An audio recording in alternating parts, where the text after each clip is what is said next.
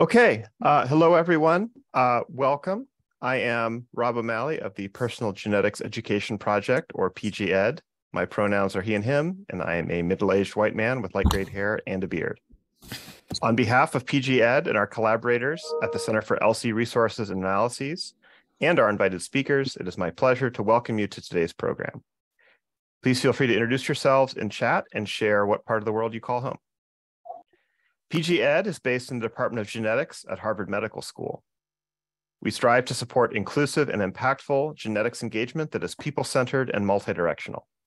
We seek to empower individuals and communities to share and learn from each other, to advocate for themselves in decision-making, and to enrich science as a whole, including in the practice and translation of research, in science education, in public discourse, and in policy. Educators have been our longstanding and valued allies in this work.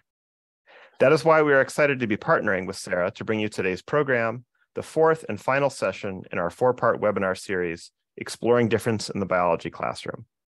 Prior events are viewable online at elsihub.org on representing wide-ranging family structures and personal identities using the latest pedigree nomenclature, on engaging with genetic disability and difference, and on what genetic ancestry tests mean and what they don't. The title of today's session is Beyond Mendel, Leading with Complexity when Teaching Human Genetics. Teaching Mendelian patterns of inheritance is a useful way to introduce basic genetic concepts in the classroom. However,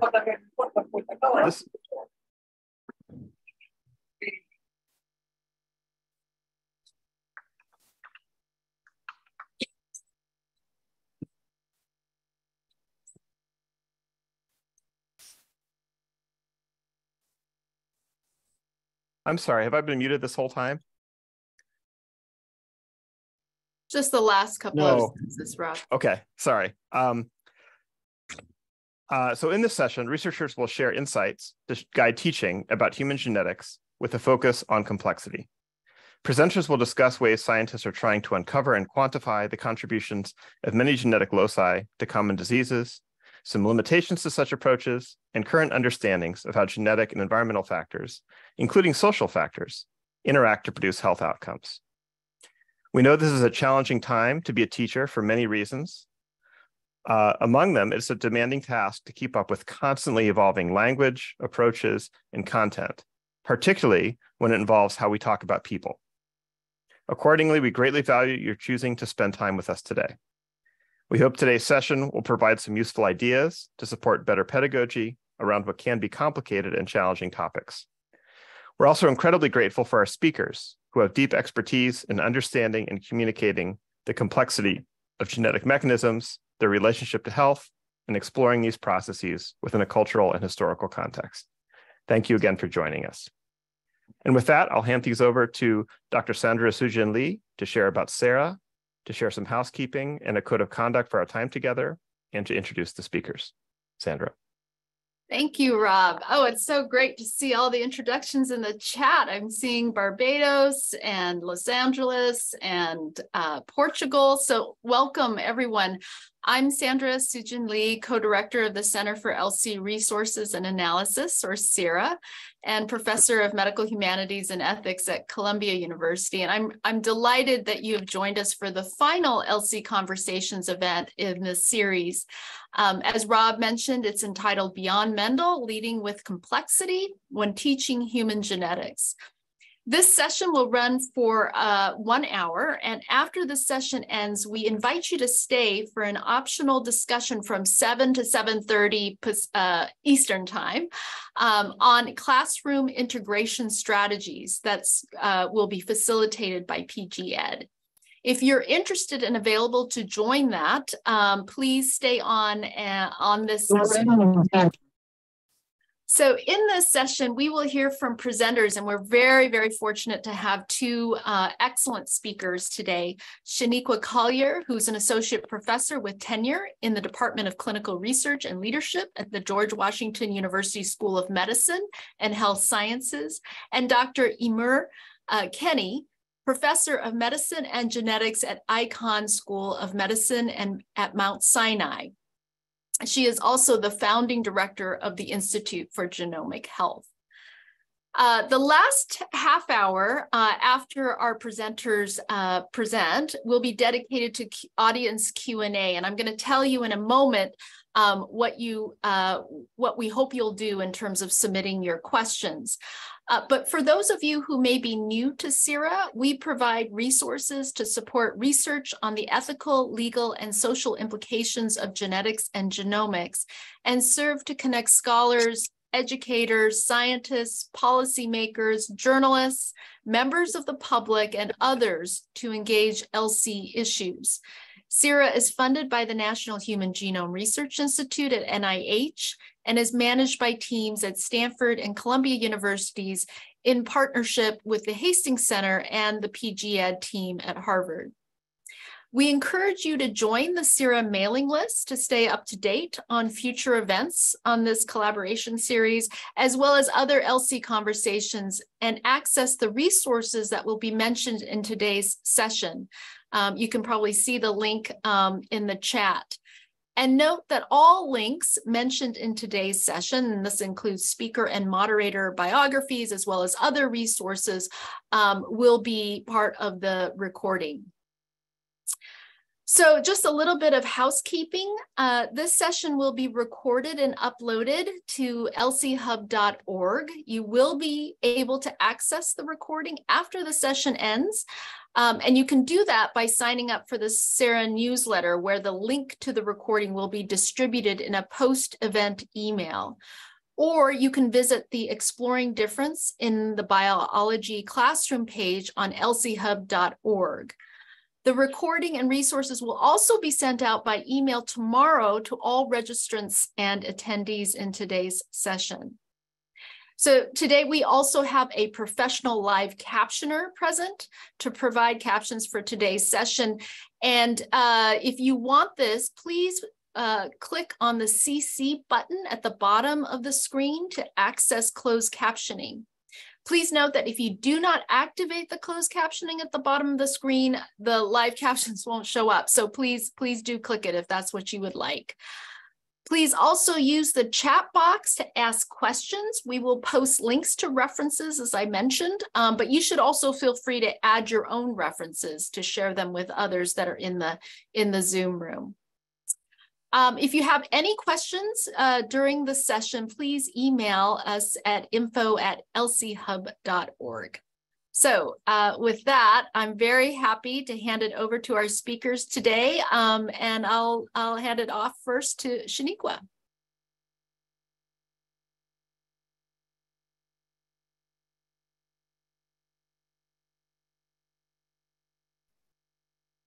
Hello, everyone. I'd like to thank the Personal Genetics Education Project and ELSI Hub for the honor of engaging with you tonight. Can you hear me all right?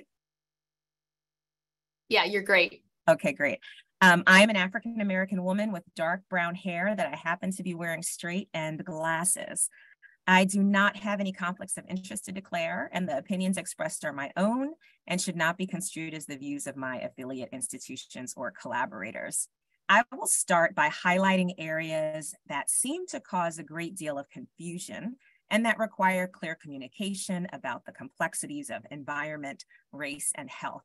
I speak using an ELSI lens, understanding that the overwhelming majority of us want to improve the well-being of society, but there is genuine debate on how to describe genomic and environmental influences. So I will start with genomics and difference. You have likely heard one or more of some version of these statements. First, the Human Genome Project revealed that we are over 99.9% the same. Yet, we are most interested in the 0.1% difference in variation, representing 3 million points on the genome that could have important implications for health and treatment outcomes. Second, while there is more similarity across racial groups than within them, race and racism have social impacts that affect health and disease. These nuances may confuse students, and they may hear contradictory messages. Many medical textbooks, for instance, have a long history of suggesting race-based medicine. Some professors may point to genetics as a contributing factor to racial health disparities. The NASM Ad Hoc Committee on Population Descriptors in Genomics describes the historical confounding of race, genetics, and environment, and recommends the next steps forward. I highly recommend that you read it if you have not done so already. Today, I will provide a few examples illuminating some of these complexities I described, and also my concerns about rendering people, identities, biological factors, and environmental influences invisible, as well as some obstacles to communication. First, on race and ancestry. This is a compelling image published in a paper by my colleagues at the Center for Research on Genomics and Global Health. It uses different colors to represent 21 different ancestries determined from 282 global populations. The figure simultaneously shows ancestry mixture within each individual population and geographical region. Each small horizontal line in this figure represents an individual, and each ancestry that every individual has is colored. The figure illustrates continuous genetic variation among populations rather than sharp boundaries between continents, ethno-linguistic groups, races, or ethnicities. It conveys recent and historic admixture. It is also noteworthy that the authors discovered 3 previously unknown ancestries through their sampling.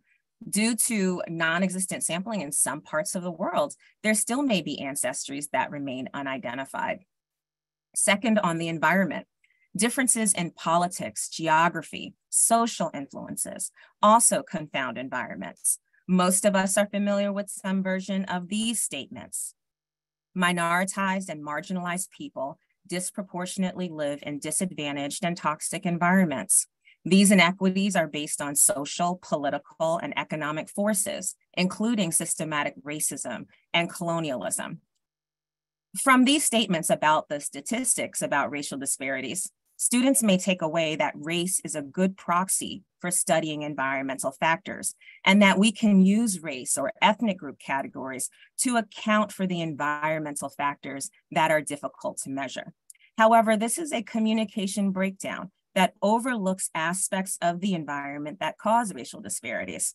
Of course, we know it's true that racialized minorities are more likely to live in neighborhoods with less access to high quality schools and food, safe recreation, clean air, and water, and that these environments profoundly impact physical and mental health.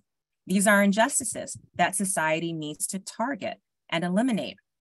When considering my area of work, genomics and ELSI, where we often focus on the interactions between social forces and genomics, race is too often used as a stand-in for these environmental factors and for specific environmental factors. When we say, for instance, that Black patients are more likely to experience hypertension because of their environment, what about the environment raises the risk? Is it access to food and doctors, educational attainment, something else, or a combination of these factors? In some cases, the relevant factor may be racism. When a social determinant of health, such as racism, is a contributor to poor outcomes versus biology, we need to know when and how to develop interventions and communicate that to students.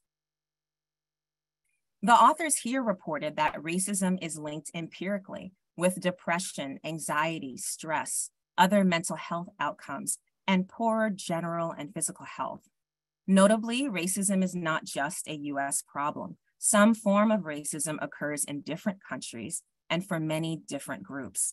Educators should discuss the profound effects of racism on health in lessons when they're thinking about and considering gene-environment interactions, teaching about racial inequities without considering racism or the broader social context may inadvertently train students to overemphasize race and underappreciate the profound influences of social forces like racism. I will now give examples of what we miss when we conflate race, environment, and genetics, especially when we use broad population labels. I will start with a historical example. The island of St. Helena in the Atlantic Ocean became a common drop-off point for people freed from slave ships as the slave trade neared its end. Evidence shows that slave ships brought to St. Helena originated in Central and West Africa, and that some individuals came from as far away as Mozambique and Madagascar. DNA sequencing confirmed that those buried there were from different parts of Africa. However, the research team could not determine their likely ethnicities. Burial site DNA samples did not match current day African reference samples.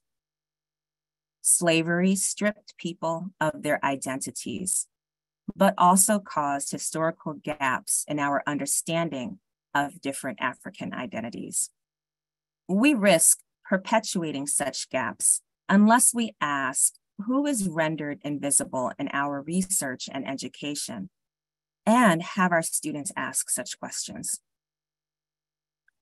Broad population descriptors can obscure biological differences. This figure provides an excellent example within the context of pharmacogenomics. Medically relevant differences in allele frequencies exist among the Luya, the Maasai, and Yoruba, whose scientists are likely to label collectively as African ancestry populations. There are also medically relevant differences in allele frequencies found between Chinese, Japanese, and Gujarati Indians, who scientists often describe as Asian ancestry populations. A broad population label can also suggest that a research study is more representative than it is.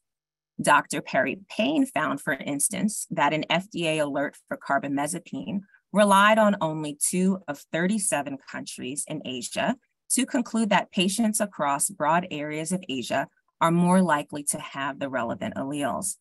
This map shows the areas where the drug label warning applied, with the excluded continents and countries marked with X's. Such reporting may help protect drug companies from liability or reflect understanding about genetic similarity, but contains nuances relevant to how we define inclusion and representation. Using continental and racial labels to describe genetic differences can also lead to unequal funding, attention, and understanding. Sickle cell disease was widely labeled as a Black disease historically, although it affects patients from sub-Saharan Africa, Spanish-speaking regions in the Western Hemisphere, India, Turkey, Greece, Saudi Arabia, and Italy. Also, there's often confusion between sickle cell trait, which occurs when a patient inherits one gene that causes sickle cell, versus sickle cell disease, which occurs when patients inherit sickle cell genes from both parents. It has been called clinically invisible, partly because it is poorly understood, and many have argued that it is poorly understood because it has been racialized. I also want to draw attention to the drawbacks of making assumptions about race and environments. For example, the Black Progress Report describes an investigation of associations between specific attributes and life expectancy, noting that we miss opportunities to understand factors correlating with thriving in Black communities, especially when we focus on making Black-white comparisons.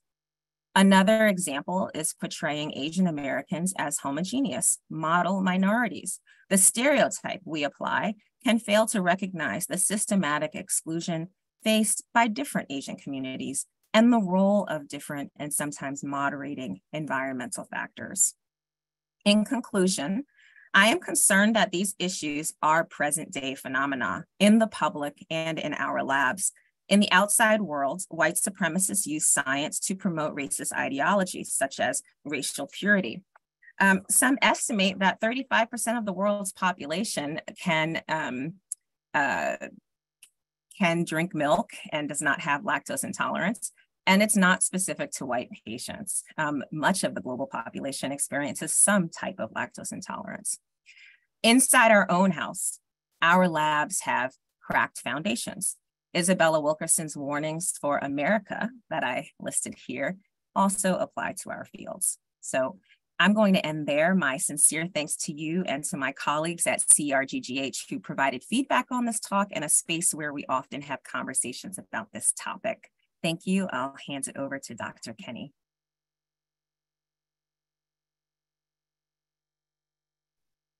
Thank you very much. And I'm going to share my slides. And I just want to apologize to everybody online. I live in New York and there's a fire truck just outside my window beeping very loudly. So you may hear some background noise.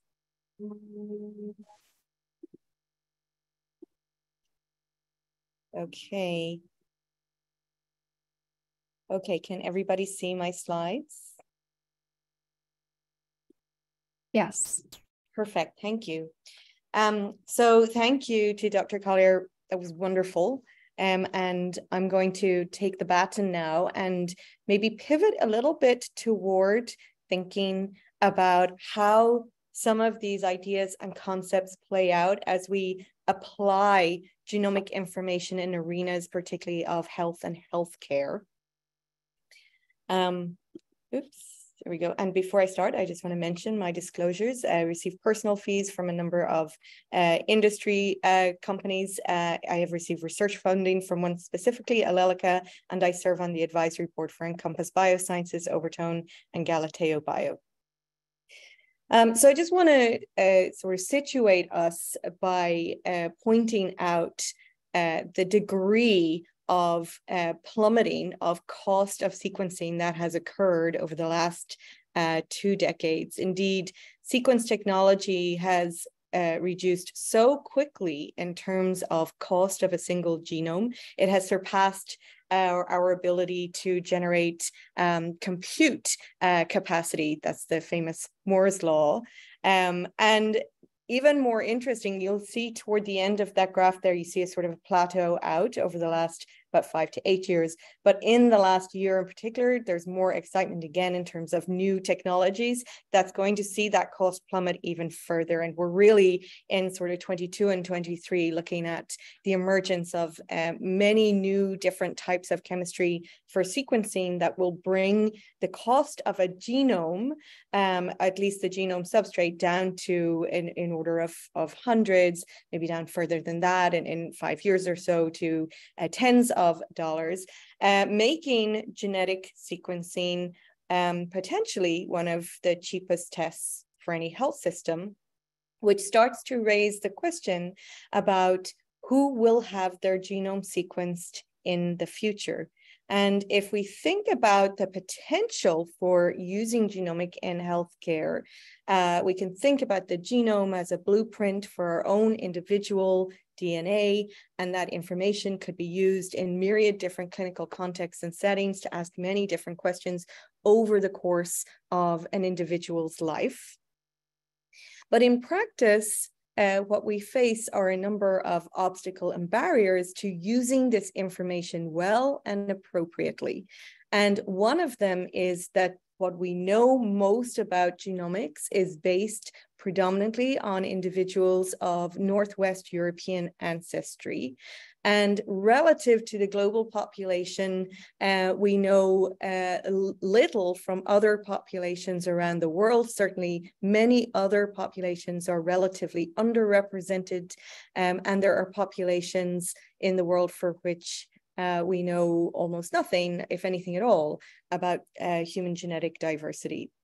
And this issue of lacking diversity is not just one for the genomic research field, but it also goes through the entire pipeline of how we bring new knowledge into clinical practice. It includes our clinical trials, including far too little diversity, and the fact that a lot of research is centered in high resource areas of the world, and other areas of the world lack resource and infrastructure to be able to do this research. So with all that in mind, let us think about where we will start to see genomic information increasingly be used in clinical care. There's a lot of excitement and emergence in terms of technology and innovation. And it is true that genomic information is used in some arenas of clinical care, predominantly for rare diseases that are suspected to have a genetic underpinning, in some arenas of oncology, autoimmune disease, and pharmacology, where I think we'll start to see genomic information increasingly come in is as we start to get more and more genetically targeted therapies, and if we start to use liquid biopsies for early detection of cancer. One other area of great excitement in terms of potential for how we can bring genomic information into more routine clinical care, particularly for more common diseases, is in the arena of preventive medicine, which typically includes the incorporation of aspects of clinical history with family history and social determinants of health or lifestyle factors, and how that impacts an individual's risk for disease. There is increasing interest in adding information from each individual's own DNA to enhance the prediction of disease risk. And the idea is that this may happen within the next 5 or 10 years, that we will start to see this information being used more routinely in preventive medicine. So how would that play out? Well, let's take a simpler example. There's no simple examples, and this is a series on complexity, but a simpler example is what we call monogenic risk, which is the type of risk for some diseases where there's a single variant in a single gene that confers a greatly increased risk for the particular disease that it is associated with. So one example of this is, I think, something that many on this group will have heard of or know about. These are the BRCA1 and BRCA2 genes related to cancer risk. And many women in particular who are at high family and clinical risk for breast or ovarian cancers may be able to access screening for variants in these genes just as part of their healthcare. However, if you flip the paradigm and start asking in just a normal population of individuals, how many people who harbor a pathogenic variant in one of these genes are even aware of their cancer risk, the answer is about 74% of people who harbor a pathogenic variant in one of these genes are unaware, and worse, often don't become aware until after a diagnosis of cancer has occurred. And so this raises the possibility that we could maybe introduce screening for genomic risk earlier, before symptoms and signs of disease occur, to help us better manage, monitor, surveil, and intervene at earlier stages of disease to improve preventive medicine. And this particular example is also very interesting because these risk variants vary a lot in terms of different families, communities, and populations in terms of prevalence. And they don't just impact women. In fact, there is a range of cancer risks that we learn increasingly about over the years, including cancers that impact males, including male breast and prostate cancer. So now let's think of a more complex genetic risk. And this is now at a genome level, what we call polygenic risk scores, which are small effects across many variants and many genes in a genome that collectively increase or decrease any individual's risk for common diseases relative to others in the population. And as clinicians, what we might like to know is who in the population would sit at the highest level of risk in a population, so we can start to consider that information in health management. And polygenic risk, at least in human populations, is relatively new for reasons that we needed to have databases of observations of genetic variation in humans linked to health outcomes for millions or hundreds of millions of individuals before we had power to use this information for out-of-sample risk prediction. But in the last 4 or 5 years as a field and a research community, we've really come to that point. So there is a lot of enthusiasm and momentum around how we will bring this type of information into preventive medicine. And here's an example of how polygenic risk will play out in comparison, for example, to monogenic risk for disease. And this is looking at heart disease or cardiovascular disease. And we know there are rare monogenic variants underlying a condition called familial hypercholesterolemia. 1 in 200 of us anywhere in the world, more or less, have a chance to harbor one of these pathogenic variants. And these variants confer a 3 to 5-fold increased risk over that person's lifetime of developing heart disease and related symptoms. However, using these more genome scale aggregate polygenic risk methods, we can actually identify larger populations, in this case, 8% of individuals who have the same higher risk, but the genetic predictor is starting to predict more people in the population that we can start to tailor health management strategies for. However, again, we're back to some of the issues and barriers of using empirical data in very data-driven ways to produce products that could be used in medicine. And this is that the polygenic risks using this information need to be trained on existing data that we have.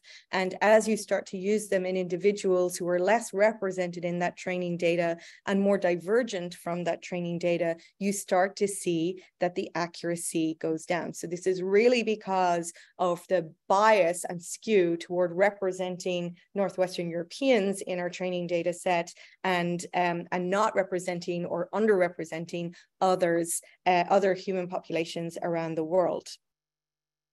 And we can do things to fix this issue. And I'll point out this work is from the lab of Sejin Fatumo, where we can start to change the training data. For example, if we wanted to create a test for predicting polygenic risk for African and African descent populations, then we might want to use African American or African descent data in the training. And we can see when we do that, that we improve the prediction accuracy, in this case, for predicting total cholesterol level. However, just tuning and calibrating the predictors and building more generalizable and transferable predictors on the genetic side is not going to fix the whole piece of the pie, because when you look even more closely, and this is in the same paper, using that predictor in 2 different populations across the continent of Africa, one being a South African Zulu population and one being a population from an urban center in Uganda, you see the performance of those predictors is wildly different. And although this study did not measure very many social determinants of health, we can, in these models, understand that what we're seeing is an environmental effect and hypothesize that there is social determinants of health that are going on that have much bigger impact across these population groups than the genomic predictor, and not bringing those into a model actually is the thing that's determining its accuracy. So if we think about what is impacting genetic risk in humans, it is inextricably linked to our own human history and dispersal around this planet and the environments that we live in today. And this combined impact of ancestry and social determinants of health, that's what needs to be understood, not only the genetic component, if we want to understand equitable risk prediction for preventive medicine measures. And this highlights really a need for translational research that not only incorporates social determinants of health, but also incorporates diverse populations across the whole pipeline for discovery and translational research. And I'll just end by pointing out the growth in genomics and healthcare around the world. This is a snapshot from 2019. And you can see the many regions of the world and countries of the world that are making major investments in bringing this type of information into the care of patients. And the last thing I want to leave us all with as we move into the Q&A is really paraphrasing a friend and colleague, Vince Bonham from NHGRI, who said this, which I think really gets to the kernel of the issue, which is that bringing genomic information increasingly into clinical care may not ameliorate current health inequities, because for the majority of people, the biggest slice of the pie is our environment that we are surrounded by, our access to health care, and the degrees of racism and other social determinants of health we experience in our life. For some people, it will, if some people have rare but penetrant genetic disorders. But for the vast majority of us, the genomic component is going to be a small piece of the pie that is working together with all the other components that impact our health. However, if we do not increase diversity in genomic research and in the types of translation and implementation, then we will likely increase inadvertently current health inequities by producing tools and products and tests that are not generalizable or transferable to any human on the planet. And with that, I'll end there and join you all in Q&A. Thank you so much to Shaniqua and Emer for those presentations, giving us a lot to think about.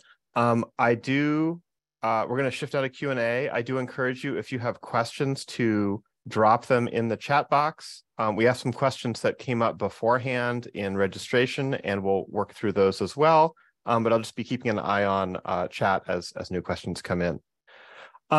So I thought maybe I'd start with just one very central question, which did come up in a lot of the comments in registration, which is this issue of sort of threading the needle between the need to cover, like in high school biology or in like introductory biology contexts, the basics, Punnett squares and purple and white flowers and smoother wrinkled peas, which kind of presents some of the framework of Mendelian genetics, with grappling, so balancing that versus grappling with the very complex realities of even monogenic risk in the context of how do we even know what we know?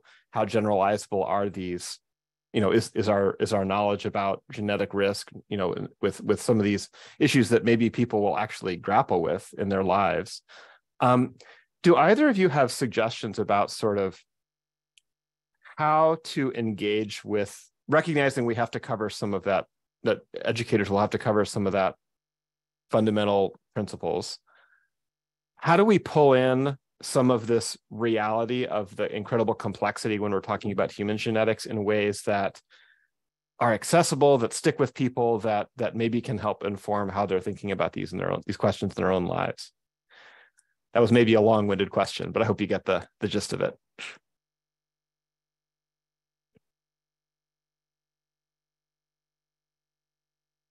Well, maybe I can start, Shaniqua, and I think that these very basic principles of Mendelian inheritance that you're discussing they remain important to teach. Biology is not a science that has necessarily first principles, but we have good foundation and learnings that are important as basic principles of the field that I think it is still important to teach. But I think what is also important to teach, layering onto that, is to move away from a more deterministic model, which is the simple model and does allow basic concepts to be taught, but is actually the less common case in human populations in reality. There's actually very few diseases that are 100% penetrant and expressive in humans. There's a couple. I mean, we can point to things like Tay-Sachs, for example, would be one example where we could point and we could say that looks a little bit like that. But the vast majority of diseases where there is a heritable component are very variable in the degree to which there's heritability. And that's the most common scenario. And that's how we have to think about genetics as we think about how it impacts human populations.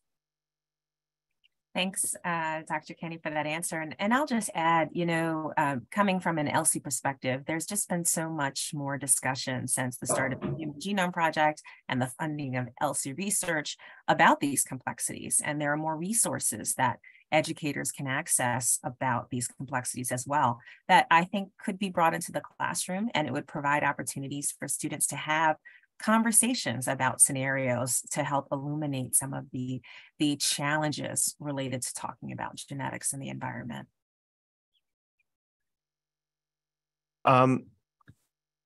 Lawrence, did you have a question? We actually prefer things in chat, but Lawrence, if you're very brief, you could share. I'll just be very brief, and I'll just give you a brief way to talk about this, in that most people know the phrase, the exception that proves the rule. Mm-hmm. Mendelian inheritance is the exception. And so, but we're teaching the exception, the way to phrase it is, so what is the rule? And the rule is that most things aren't Mendelian.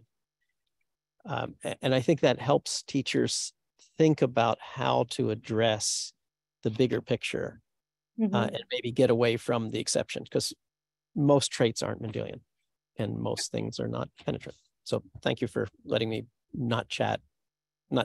Oh, terrible type. I appreciate that. Thank you.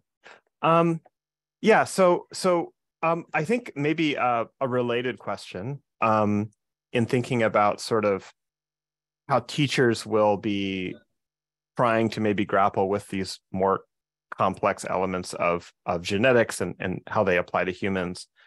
Is there a popular misconception that you've encountered in your own maybe teaching or in conversations with different audiences, with policymakers perhaps, related to human genetics that is maybe really central for educators to be thinking about, like if they're at that intro bio level or high school biology level, like a really common misconception that educators should have in mind about addressing?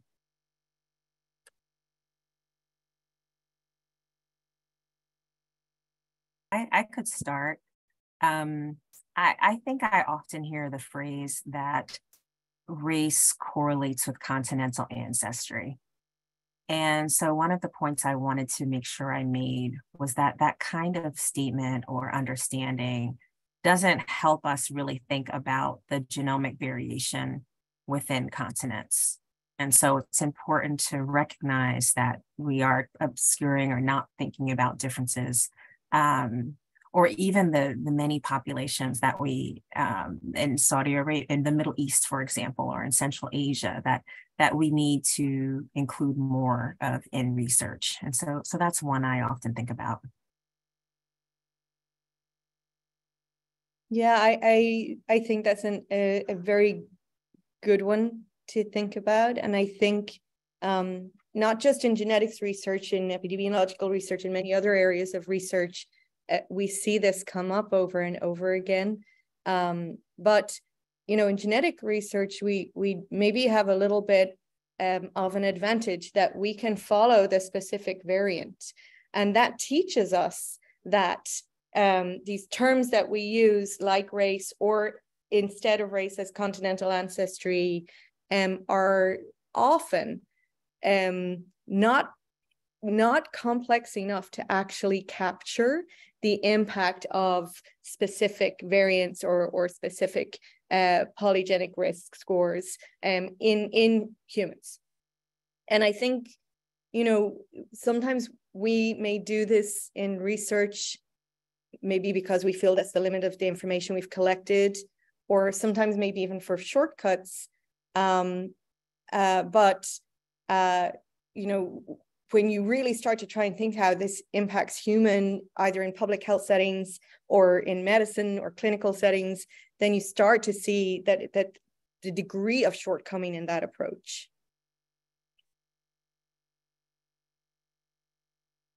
Yeah, thank you both. Here's a question that came in during chat. This is a very topical one. How well do you feel that NIH's All of Us project, and we could maybe layer on other kind of efforts to diversify genetics research, will make a dent in the diversity of genome-wide data? I could start with that one. So, the NIH's All of Us project really set out from the onset to increase the representation of different diverse communities across the US in that research project. And it was a stated goal from the outset. That makes it unfortunately quite unusual still today in terms of large publicly funded research projects, although many funders and many researchers themselves are really trying to move in that direction. But I think All of Us really does stand out in that regard. I guess as I alluded to in my talk, genomics is a very empirical research discipline, and we make statements based on empirical associations and observations. And so having a greater degree of representation in a large, well-funded, well-resourced research project like All of Us, I think will make a great impact in terms of discovery and application.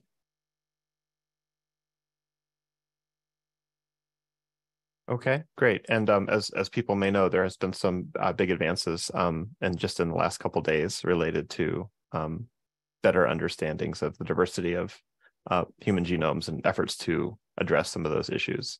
And we'll, I think, maybe share some materials about that with attendees after the session. I wanted another question that came up in registration that we've sort of engaged with a little bit through your presentations, would be thinking about case examples from your work or others' work that you're familiar with that help really kind of illustrate the real complexity of like many health conditions or understanding risk. You talked about, for example, the association with cancer with those particular gene variants.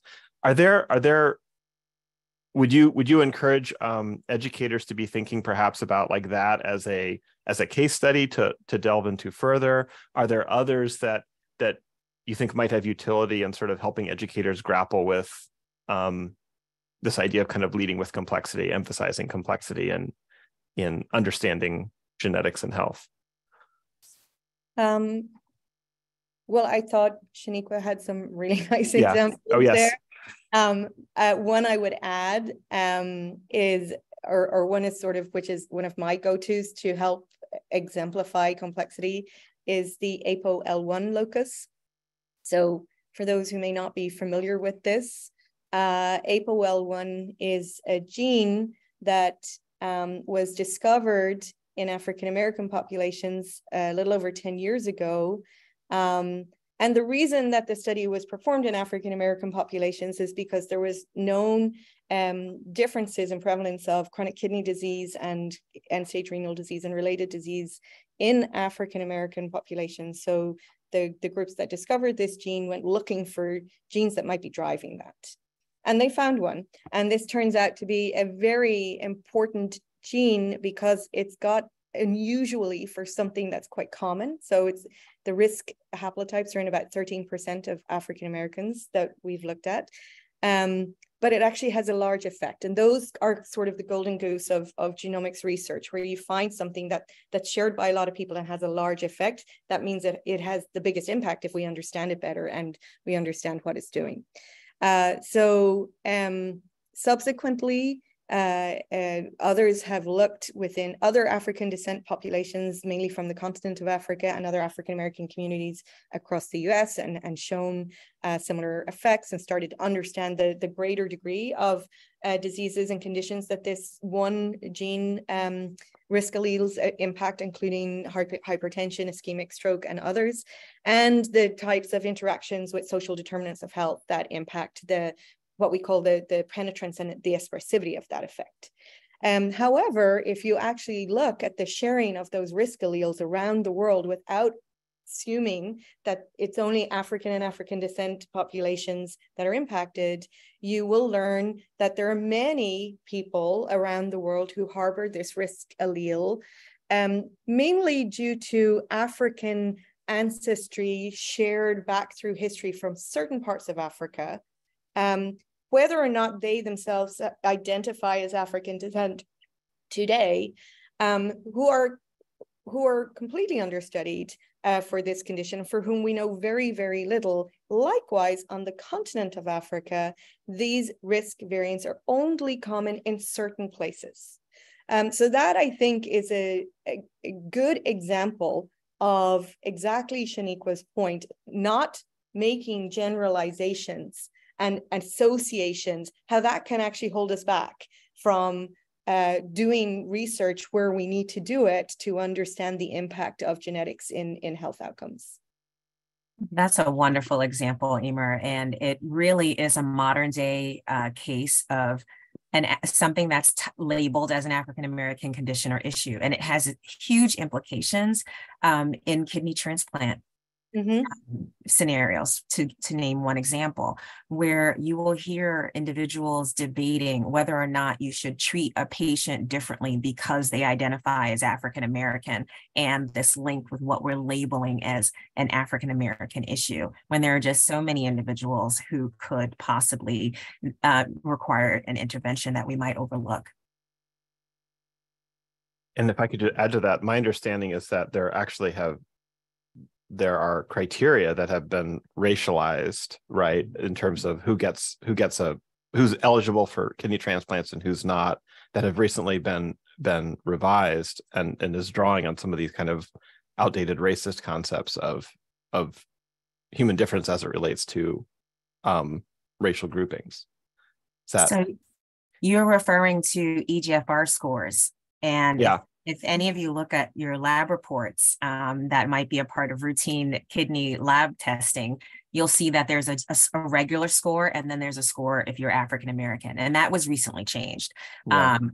On my last lab report, it said that LabCorp is considering new configurations that don't take into account race. But for a long time, doctors might discuss treatment options or make referrals or wait to recommend getting on the kidney transplant list based on that score. Yeah.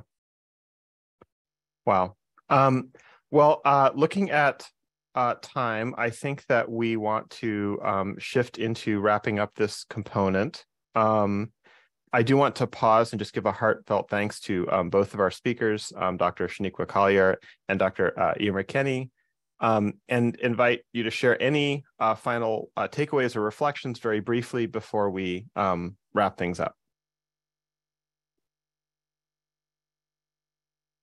This was wonderful. It was wonderful to participate. Thank you.